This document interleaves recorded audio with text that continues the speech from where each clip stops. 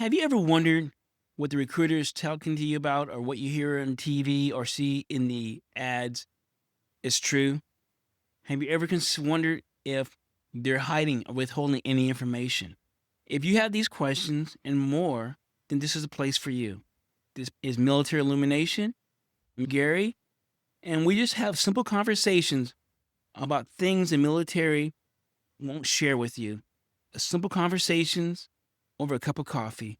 Today, what I want to talk to you about is the military commitment to paying for college, or should I say, the military college incentive. You see it everywhere, you hear about it, but is it true? Is it actually worth the trouble, worth the hassle? Today, I just want to talk to you, share some information. Hopefully, it resonates with you. At the very least, I hope that it gets you thinking. People are attracted to the military option for paying for college because they have no money. Pure and simple. Their families hasn't prepared for that college experience against their bank account. Sometimes the student hasn't decided to go to college until their junior or senior year.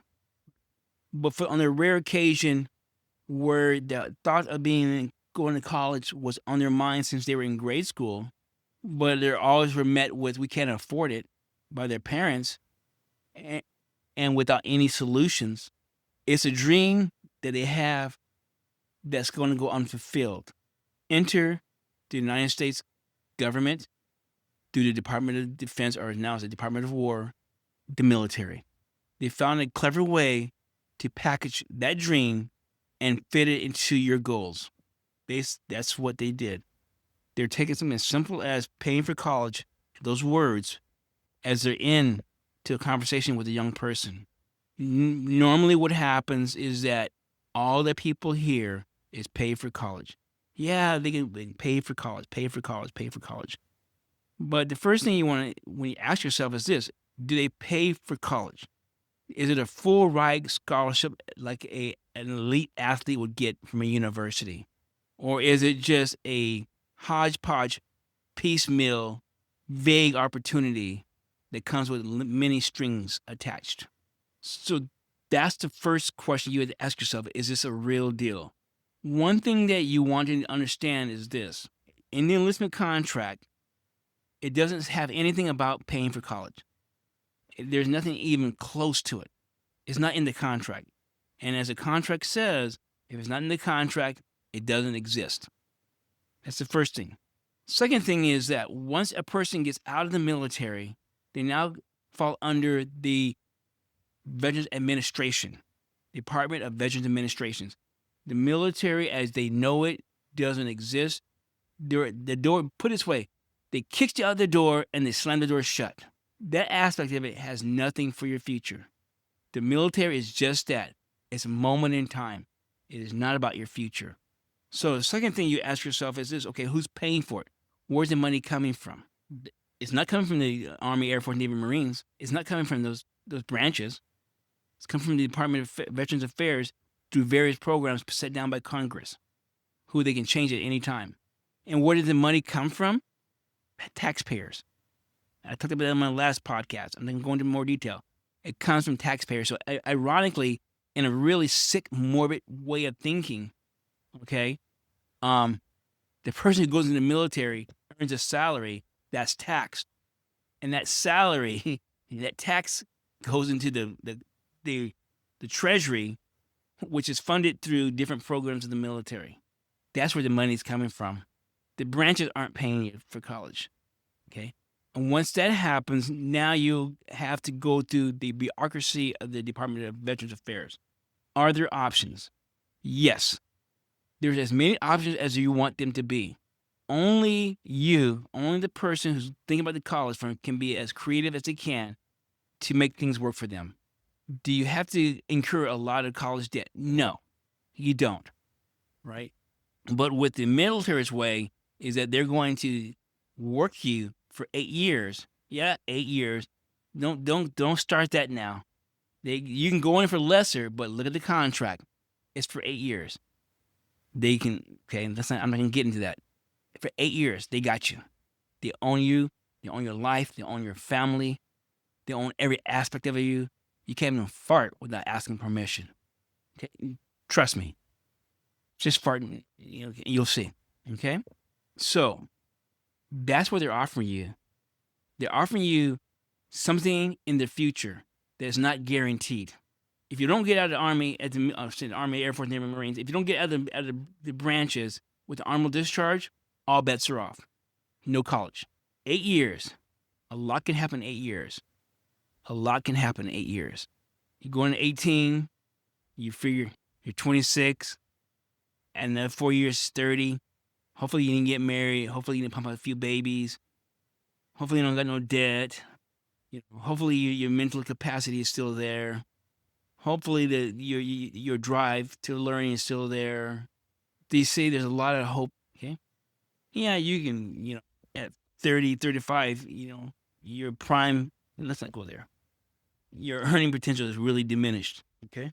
Versus here you go. Put a little bit of money aside for that first year of community college.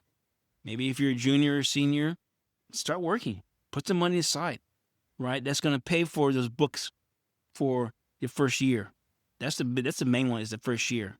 And by the way, when you go to the VA, the money, it doesn't start right away. It's rarely going to start when you need it. Chances are it's going to be 4 to 5 months if there's no issues before the funding starts. And then now you gotta align that with your college. Okay. So now to be prepared to fund yourself for 6 months to a year. But I'm digressing. So you go ahead and put some money aside. You work your way through, get the first year of college out of the way, community college. Then do the same thing for second year. But only this time you've known that you can, there's grants, there's scholarships that you can apply for, there's grants that you don't have to pay back. There's a lot of things that you don't have to pay for out of your pocket. You can work for the company that's going to pay for some of that. You got friends on your birthday, tell them, you get your mom and dad or whatever, to tell them, don't give me anything, just put some money in my account at my college so I can get my books paid for. So you're all doing all this stuff while you're keeping your freedom.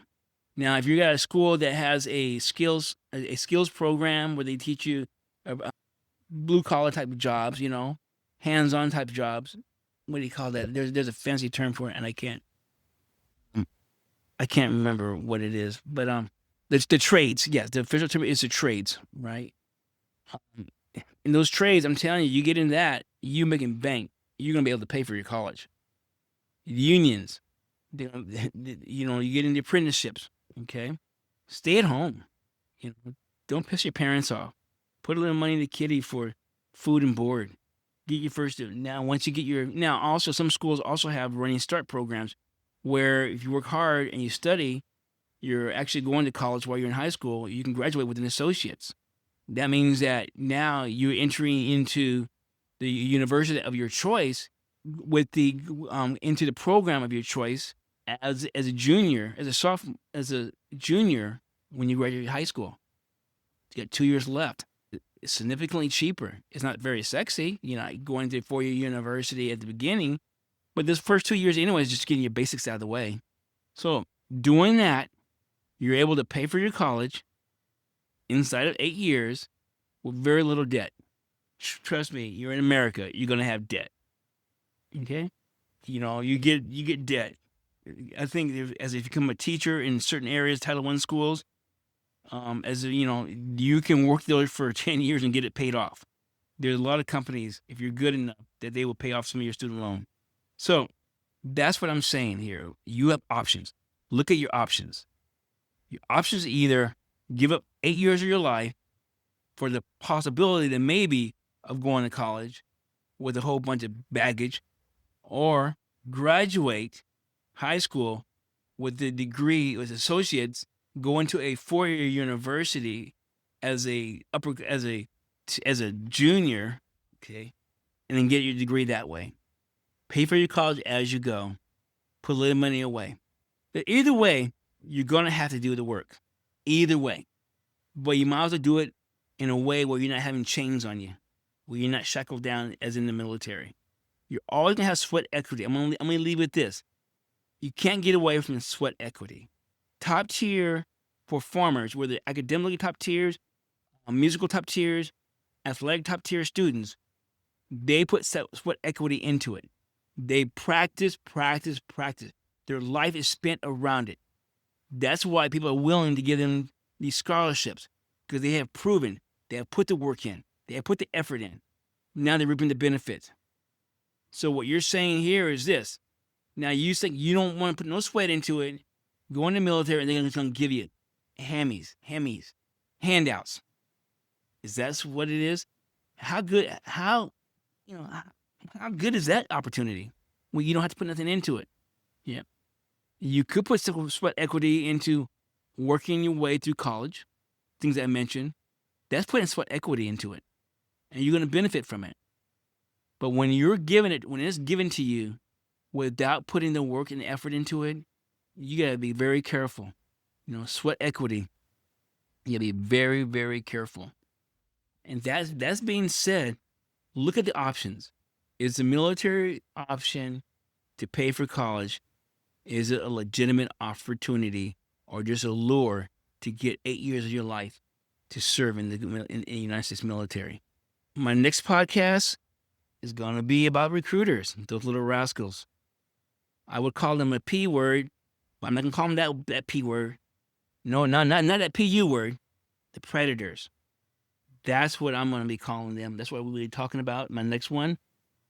Incidentally, these are all bonus. These are all bonus podcasts. I haven't started season 3 yet. Season 3 will start probably in August or September.